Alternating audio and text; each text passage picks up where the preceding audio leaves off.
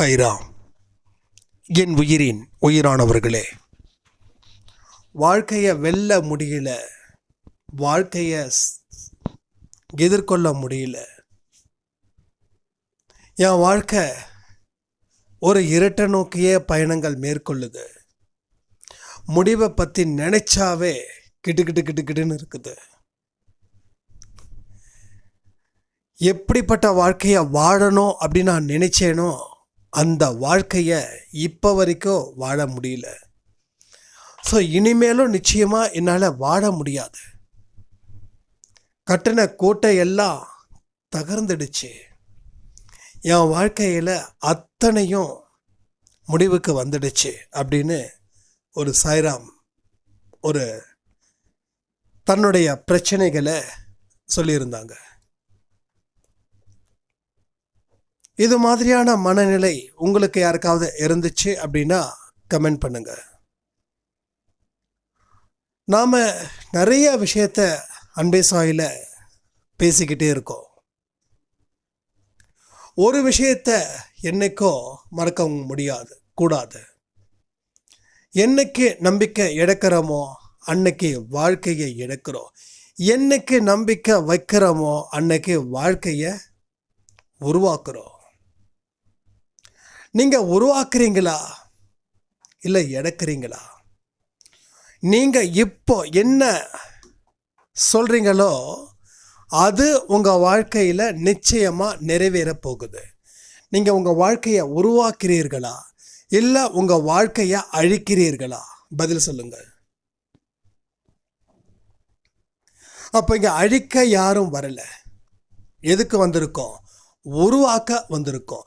உங்களுக்குன்னு ஒரு முத்திரை பதிக்க இந்த உலகத்துக்கு நாம் வந்திருக்கோம். உங்களோட வாழ்க்கையில் இருக்கக்கூடிய பிரச்சனைகளை எதிர்கொள்வதற்கு நாம் வந்திருக்கோம். நாம் கோழைகள் இல்லை, நாம் தைரியமானவர்கள். நாம் நல்ல மன வலிமைக்கு நாமளே ஒரு எடுத்துக்காட்டாக மற்ற மனிதர்களுக்கு நாம் இருக்க போகிறோன்றது 100க்கு 100 உண்மைன்றதை நீங்கள் நம்பணும். ஒரு நாளும் நமக்கு பூஸ்ட் குறையும், கான்ஃபிடென்ட் பூஸ்ட் குறையும். ஒரு நாளும் நமக்கு கான்ஃபிடென்ட் பூஸ்ட்டு இன்க்ரீஸும் ஆகும். ஹாப்பியாக இருக்கும்போது கான்ஃபிடென்ஸ் கூடும், அதுக்கு எதிராக இருக்கும்போது கான்ஃபிடென்ட் குறையும். இந்த 2 விஷயங்கள் வாழ்க்கையில் நடக்கும். பசிச்சதுன்னா சாப்பிட்ற மாதிரி கான்ஃபிடென்ஸ் எப்போல்லாம் இறங்குதோ அப்போல்லாம் நாம் ஒரு விஷயத்தை முடிவு பண்ணணும். மனம் தளரக்கூடாது, மனசை என்னைக்கும் இப்படி வச்சுக்க கூடாது. மனசை என்னைக்கும் எப்பயுமே எப்படி ஒரு ஆக்கப்பூர்வமாக வச்சுக்கணும். நம்ம வாழ்க்கையில் சாதிப்பதற்கு தானே நம்ம வந்திருக்கோம். இந்த சவால்களை நாம் எதிர்கொள்வதற்கு நமக்கு என்ன குறைச்சல்? கண்டிப்பாக இதை நிச்சயமாக நம்ம எதிர்கொண்டு நாம் வெற்றி பெறுவோம். அந்த மாதிரி நம்பிக்கைக்குரிய வார்த்தைகளை எப்போல்லாம் உங்கள் கான்ஃபிடென்ஸு கீழே இறங்குதோ அப்போல்லாம் அதை நினச்சிங்கன்னா அந்த கான்ஃபிடென்ட் அப்படின்றது மேலே வந்துடும். இது ரொம்ப இம்பார்ட்டன்ட். லைஃப்பில் இந்த மாதிரியான விஷயங்களை குறையாமல் பார்த்துக்கிறது நல்லது. அதிகமான சந்தோஷம், ஆனால் குறைஞ்சிட்டா அது வருத்தம். ஒரு சின்ன விஷயத்தில் இருந்து நம்ம வாழ்க்கை எதிர்மறையாக போகுது. அதே சின்ன விஷயத்தில் இருந்து நம்ம வாழ்க்கை நேர்மறையாகவும் போகும். யார் சொன்னா இப்படி தான் போகும்னு? அப்படிலாம் இல்லை.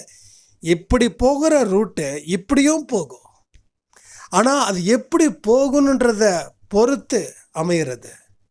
அது எப்படி போகணும்னு நினைக்கிறீங்களோ அப்படிப்பட்டதாக நீங்கள் நினைக்கணும். அதுதான் வாழ்க்கைக்கு உருவாக்குவதற்கு உண்டான ஒரு படிக்கட்டுகள். புரியுதா உங்களுக்கு? ஸோ லைஃப் அப்படின்றது ஒரு படி. அந்த ஒரு படியிலையும் நாம் ஏறினா மட்டும்தான் நாம் நல்ல ஒரு இடத்துல போயிட்டு நாம் ரீச் ஆக முடியும். இல்லைன்னா என்ன ஆகும்? எந்த படிக்கட்டையும் ஏற மாட்டோம், அதே இடத்துல உட்காந்துடுவோம். அப்போ அந்த படிக்கட்டுகளை ஒவ்வொரு படிக்கட்டாக நம்ம ஏறணும். ஒரு படிக்கட்டும் சாதாரணமான படிக்கட்டுகள் அல்ல. ஒரு படிக்கட்டுக்கு கீழே ஓனா இருக்கும், ஒரு படிக்கட்டுக்கு கீழே பாம்பு இருக்கும், ஒரு படிக்கட்டுக்கு கீழே தேள் இருக்கும். ஆனால் இதை எல்லாம் நீங்கள் கடந்து போகணும். அப்போ எல்லாத்தையும் கடந்துட்டீங்கன்னா எல்லாத்தையும் நீங்கள் வெற்றி அடைஞ்சிட்டீங்க. ரைட்? நீங்கள் வெற்றி அடைந்து விட்டீர்கள். ஒரு படிக்கட்டையும் நீங்கள் ஜெயிச்சிட்டீங்க. அப்போ என்ன பண்ணீங்க? ஒரு தேளை எதிர்கொண்டீங்க, ஒரு பாம்பை எதிர்கொண்டீங்க, ஒரு ஓனானை எதிர்கொண்டீங்க, இன்னும் சில கொடிய மிருகங்களையும் எதிர்கொண்டீங்க. இன்றைக்கி இங்கே வந்து நிற்கிறீங்க. அதை எல்லாம் தாண்டி வந்திருக்கீங்க. ஸோ உங்களுக்கு வாழ்க்கையை உருவாக்கியிருக்கீங்க. நீங்கள் அச்சப்படலை. ஆனால் சிலர் அச்சப்படாமல் இருந்ததால தான் வாழ்க்கையில் ஜெயிச்சாங்க. ஆனால் பலர் அச்சப்பட்டாங்க, பயந்தாங்க. பயந்ததாலேயே அவங்களால எதுவுமே செய்ய முடியல. ஸோ பயம் அவனுக்கு எதிரியாச்சு, இவங்களுக்கு தைரியம் நண்பனாச்சு. எவன் நண்பனாக இருக்கணுமோ அவன் இருந்தால் வாழ்க்கையில் ஜெயிச்சிடலாம். சொல்லுவாங்கல்ல, நல்ல நண்பன் கூட இருந்தால் வாழ்க்கையில் வெற்றி. ஆனால் எனக்கு நல்ல நண்பனை தேடி பார்க்கறதுல ரொம்ப கஷ்டம்.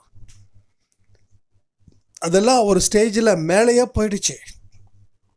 ஸோ இப்போ ரொம்ப கஷ்டம். முன்னாடி நிறைய நல்ல நண்பர்கள் இருந்தாங்க, ஆனால் இப்போது விரல விட்டு எண்ணிடலாம். அதுவும் சுயரூபம். சில இடத்துல வந்து நமக்கு நல்ல நண்பன்னு நினைப்போம், ஆனால் இவனையா நினைச்சோம் அப்படின்னு நாம தலையில் அடிச்சுப்போம். நீ நினச்சல அதான் அப்படின்னு. அப்போது கடவுளை நண்பனாக்கிக்கிட்டா பிரச்சனையே இல்லை. ஏன்னா கடவுள் ஏமாற்ற மாட்டார், இல்லை துரோகம் பண்ண மாட்டார் தானே. ஸோ கடவுளே நமக்கு நண்பன். ஸோ சாயப்பா நமக்கு நண்பன். சாயப்பா நமக்கு தகப்பன் யார் சொன்னா? இருக்கலாம், குருவா இருக்கலாம். ஆனால் எனக்கு நண்பனாக அவர் மட்டும்தான் இருக்கார். ஸோ நான் மனம் விட்டு பேசலாம், என்னோட பலகீனத்தை கொட்டி தீர்க்கலாம், என் பலத்தையும் சொல்லலாம். என் பலகீனத்தை அவர் பயன்படுத்திக்க போகிறது இல்லை.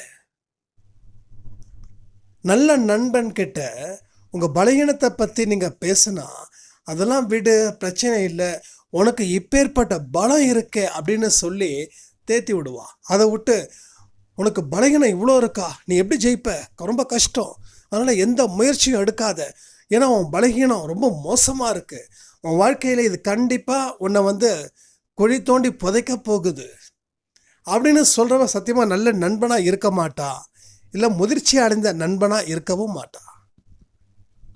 அப்போ கடவுள் நம்ம பலகீனத்தை பற்றி பேசும்போது அவர் பலத்தையும் நமக்கு கண்ணில் காட்டிக்கிட்டே இருப்பாங்க. சாயப்பா கிட்ட உட்காந்து பேசி பாருங்களேன். நீங்கள் உங்கள் பலகீனத்தை பற்றி சொல்லுங்கள், உங்கள் பலகீனத்தை பற்றி அழுவுங்க. ஆனால் நீங்கள் அழுததுக்கு அப்புறம் ஒரு பலம் கிடைக்கும். ஏன்னா அது கடவுள்கிட்ட சொன்னதால. இதே ஒரு மனுஷங்கிட்ட நீங்கள் சொல்லியிருந்தீங்க அப்படின்னா பலம் கிடைச்சிருக்கலாம். ஆனால் எது கிடைக்குதோ இல்லையோ பலகீனம் நிச்சயமாக கிடைச்சிருக்கும். ஏன்னா அவன் இன்னும் பயப்படுத்துவான். திரும்பி சொன்ன மாதிரி உங்கள் பலகீனத்தை அவன் சரியாக பயன்படுத்தி உங்கள் வாழ்க்கையை வாழக்கூடாதுன்னு பண்ணலாம். இல்லை அவன் அதற்கு தகுந்த அறிவுரைக்கு தகுதி இல்லாத மனுஷனாகவும் இருக்கலாம். ஆக மொத்தம் எந்த பலனும் இல்லை. அதுக்கு பதிலாக பலகீனம் மேலும் பலகீனமாக ஆச்சு. ஸோ இந்த மாதிரியான விஷயங்களை நாம் அடிக்கடி நினச்சி பார்த்தாதான் நாம் எந்த பாதை, எந்த பயணம், எங்கே ஆரம்பித்தோம், எங்கே முடிக்கணும், ஆரம்பித்ததில் இருந்து முடிக்கிற வரைக்கும் இருக்கக்கூடிய பிரச்சனைகள் என்ன, எதிர்கொண்டக்கூடிய சவால்களை சமாளிக்கணுமா இல்லை பயந்து ஓடணுமா, இதையெல்லாம் நாம் முடிவு பண்ணதுக்கு அப்புறம் நம்ம ஓன் ஸ்டைலில் நின்று நாம் சாதிக்கலாம். சொந்த காலில் நின்று நம்ம சாதிக்கணும்னு சொல்லுவாங்கள்ல, அது மாதிரி என்னைக்கு சொந்த காலில் தான் நீங்கள் நிற்பீங்கன்னு சொல்லி உங்கள் வாழ்க்கையை முடிவு பண்ணுறீங்களோ அன்னைக்கு நீங்கள் வாழ்க்கையில் ஜெயிப்பதற்கு உண்டான ஒரு பேஸ்மெண்ட்டை நீங்கள் பில்ட் பண்ணிட்டீங்க, அந்த கட்டமைப்பை நீங்கள் உருவாக்கிட்டீங்க. ஆனால் இன்னமும் சில பேருக்கு சொந்த காலில் நிற்கணுமா, என்னால் நிற்க முடியுமா, என்னால் முடியாது அப்படின்னு அடுத்தவங்களோட முதுகலை சவாரி பண்ணக்கூடிய காலத்தில் தான் இன்றைக்கி பல பேர் இருக்காங்க. இந்த எண்ணத்தை நீங்கள் மாற்றினாதான் கடவுள் உங்களுக்கு உதவி புரிவார். ஆனால் நீங்கள் மற்றவங்களோட முதுகலை தான் சவாரி பண்ணணும் அப்படின்னா கடவுளோட உதவி அங்கே முற்றிலும் நிறுத்தப்படும். அப்போ கடவுளுடைய உதவி வேணும்னா நீங்கள் சொந்த காலில் நிற்கணும். உங்கள் பலத்தையும் பலகீனத்தையும் தெரிஞ்சுக்கணும். பலகீனத்தை தெரிஞ்சுக்கிட்டா பலத்துக்கு மாற்றுவதற்கு உண்டான என்னென்ன வழிகள் இருக்கோ அதை நீங்கள் ஆராய்ச்சி பண்ணி அதுக்கு நீங்கள் செயல்பட ஆரம்பிக்கணும். இது அத்தனையும் ஒட்டுமொத்தமாக நடக்கணும். அதுக்கு நேரங்கள் எடுத்துக்கும். அதுக்கு பொறுமை வேணும். சில பேர் பார்த்தீங்கன்னா, ஓகே நான் ரெடி ஆகிட்டேன், ஒன்றும் பிரச்சனை இல்லை, பர்ஃபெக்ட்லி ஆல்ரைட் அப்படின்னு யோசிக்காமல் எங்கேயோ ஒரு நம்பிக்கையை வச்சு இறங்குவாங்க. இறங்கினவங்க கொஞ்ச நாள் மட்டும்தான் நம்பிக்கையோடு இருப்பாங்க. அதுக்கப்புறம் திருப்பி வந்துடுவாங்க. இது மாதிரியான விஷயங்கள் இங்கே தொடர்ந்து நடந்துக்கிட்டே இருக்கு. ஸோ வாழ்க்கைன்றது ஒரு பெரிய வரம். அதில் ஒரு விஷயமும் கற்றுக்க வேண்டியதோ மிகப்பெரிய ஒரு அபூர்வமான விஷயங்கள் நடந்துக்கிட்டே இருக்கும். நீங்கள் கற்றுக்க விருப்பம் இருந்துச்சுன்னா தோல்விகளை பற்றி கவலைப்பட மாட்டீங்க. ஆனால் வெற்றி ஒன்றே உங்கள் நோக்கமாக இருந்தால் கற்றுக்க அவசரப்படுவீங்க, பொறுமை காக்க மாட்டீங்க. ஸோ எதுவாக இருந்தாலும் சரி, ஒவ்வொன்றுக்கும் ஒரு டைமிங் இருக்குது. அந்த டைமிங் வரைக்கும் நீங்கள் காத்திருக்கணும். காத்திருக்கிறதுன்றது நம்ம அறிவை இன்னும் அதிகரிக்க செய்யும். பொறுமையை இன்னும் அதிகரிக்க செய்யும். நல்ல விஷயங்களை இன்னும் உருவாக்கும். மோசமான எண்ணங்களில் இருந்து ஒரு பெரிய விடுதலை அது நிச்சயமாக கிடைக்கும். ஸோ இந்த மாதிரி காத்திருக்கும் போதோ, பொறுமையாக இருக்கும் போதோ, நம்பிக்கையோடு இருக்கும் போதோ, வாழ்க்கையை பாசிட்டிவிட்டியாக நினைக்கும் போதோ அத்தனை நல்ல விஷயங்களும் ஒரே இடத்துல இருந்து ஸ்டார்ட் ஆகும். ஸோ கண்களை மூடி நினச்சி பாருங்கள். உங்கள் வாழ்க்கையில் நீங்கள் ரொம்ப இக்கட்டான நிலையில் இருக்கிறீங்க.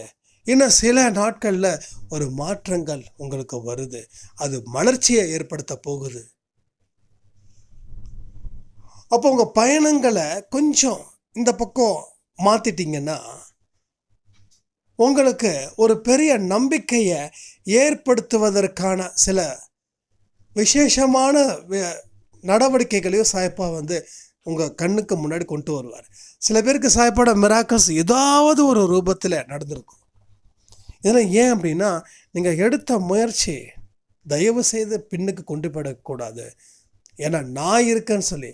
ஆனால் நம்ம சாய்ப்பாவோட மிராக்கல்ஸ் ஏதாவது நடந்தால் கூட அதை ஏன் நடத்துகிறாருன்னே தெரியல, நான் ரொம்ப லக்கி, நான் கொடுத்து வச்சவங்க, அதோடு நிறுத்திக்கிறாங்க. அந்த முயற்சியை தொடர செய்யலை. நான் எல்லாரையும் சொல்லலை, சில பேரை சொல்கிறேன். மிராக்கல் நடத்துவதற்கு காரணம் நீ எடுத்த முயற்சியில் பின்வாங்காத. ஆனால் இங்கே சாய்ராம்ஸ் எப்படி நினைக்கிறாங்க, எனக்கு மிராக்கல் நடத்திட்டாரு, நான் ரொம்ப ஸ்பெஷல், என் வாழ்க்கையில் இவ்வளோ பெரிய ஒரு விஷயம் நடந்திருக்குது, மிராக்கல் நடத்திட்டாங்க. எஸ், மிராக்கல் நடத்திட்டாங்க, நிஜம்தான், இல்லைன்னு சொல்லலை. யாரோ சொன்னாங்களா இல்லைன்னு? உண்மையிலே நீங்கள் அதிர்ஷ்டம் வாய்ந்தவர்கள் தான், யாரும் குறை சொல்லலை. ஆனால் உங்கள் பயணத்தை நீங்கள் அதோடு ஸ்டாப் பண்ணிட்டீங்களே. எதுக்கு மிராக்கல் நடத்தினாரு? நீ போக வேண்டிய பாதை பெருசு, பயணம் பெருசு, பிரச்சனைகளும் பெருசாக இருக்கும். ஆனால் நான் இருக்க, அதுக்கு தான் நான் ஆதாரமாக முன்னாடி வெளிப்படுறேன். உன் மனசில் நான் இருக்கன்றதை நான் ப்ரூஃப் பண்ணுறதுக்கு சில விஷயங்கள் செய்வதற்கு காரணம், நீ பெரிய இடத்துக்கு போக போகிற, அதற்கு உண்டான சவால்களையும் நீ சந்திச்சு தான் ஆகணும். அதற்காக தான் அந்த மிராக்கல்ஸ் ஏற்படுத்துவது, வேற எதுக்கும் இல்லை.